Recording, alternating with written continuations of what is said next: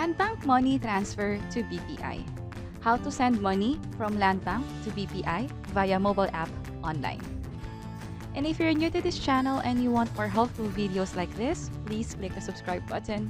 So gamit ko ngayon yung cellphone ko and nakapag-install na rin ako ng Landbank mobile app.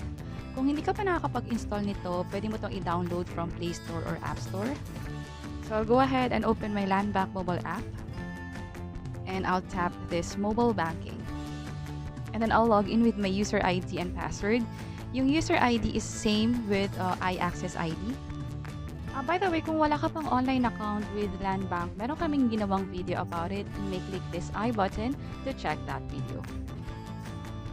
And ito na yung online account ko with Landbank. Currently, meron akong balance na 3,100 pesos. So later on, mababawasan tong balance na to. Depende sa amount ay transfer ko sa BPI. So to start with the transfer, I'll click this 3 dots sa bandang taas. And then tap transfers. And then choose transfer to other bank. And then nag-send na raw ng OTP sa phone ko. Based sa experience ko, mas maganda na mag-resend ng OTP via email. Kasi sa previous experiences ko with Landbank, hindi ako nakaka-receive ng SMS sa cellphone ko. So I'll tap this resend OTP via email and I'll click OK. So tina-check ko na yung email ko and na-receive ko na rin yung OTP. So i-enter ko dito yung OTP na yon and tap submit. And then here, kailangan ko hanapin yung BPI since doon ako maglilipat ng pera. So I'll tap this. And I'll transfer either via Instapay or Pesonet. Ang kaibahan ng dalawa is yung real-time na pag-transfer. Sa Instapay, mas mabilis mag-transfer. While for Pesonet, hindi siya ganun kabilis. It may take a few hours to 1 day or so. I think 1 to 3 business days bago mag-reflect yung pera. Although hindi ganun kabilis sa Pesonet, mas malaki naman yung pwede mong i-transfer. Sa Instapay kasi up to 50,000 pesos lang, pero sa Pesonet, pwedeng more than 50,000 yung pwede mong i-transfer. Ang pipiliin ko ngayon is yung Instapay since 500 pesos lang naman yung i-transfer ko and also gusto ko rin real-time or mabilis yung pag-transfer. So I'll tap Instapay.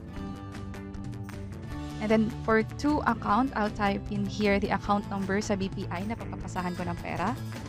And then for receiver, ilalagay ko dito yung bank owner ng pagpapadalhan ko ng pera. And kumpletuhin ko rin yung mobile number and email address ng receiver. So siya yung makaka-receive ng pera bale. And for the amount, I'll enter here 500 pesos. And for purpose, by default nakalagay dito payment, pero pwede mo itong palitan. Let's say gusto ko savings or investment. So napalitan siya. Before I proceed with this transaction, i-open ko muna yung BPI online account ko.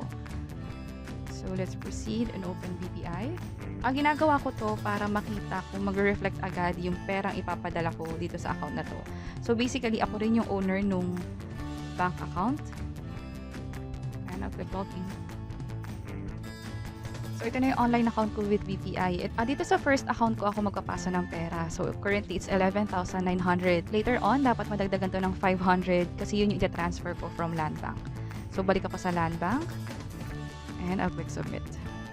And I need to verify all these details. For this process, kailangan mong i-confirm kung tama talaga yung account number and other details na nilagay mo. Or else, let's say, nagkamali ka ng pinagpasahan na account, kailangan mo pang i-report yun sa Landbank. So, tama naman yung account number and I'll tap confirm. And transfer via Instapay is successful. Receipt was sent to your email. May transaction reference number din dito. Importante na i-save nyo lagi yung reference number as proof of your transaction. So, balik ako sa BPI. And nag-reflect na agad siya. From 11,900, naging 12,400 na siya. Sa Landbank ko naman, nabawasan na rin yung pera. I'll tap this and then accounts. And naging 2,600 na yung pera ko dito. And that's it. If you can think of other videos na pwede naming ituro online, please let us know by providing a comment below. And also please like this video if you think nakatulong kami. May iba pa kaming videos about money transfer. You can also check this. And in case you're interested, may mga videos din kami about money investment. You can start investing sa maliit na halaga. And this is Lou from Invest Library. Until next time, bye-bye!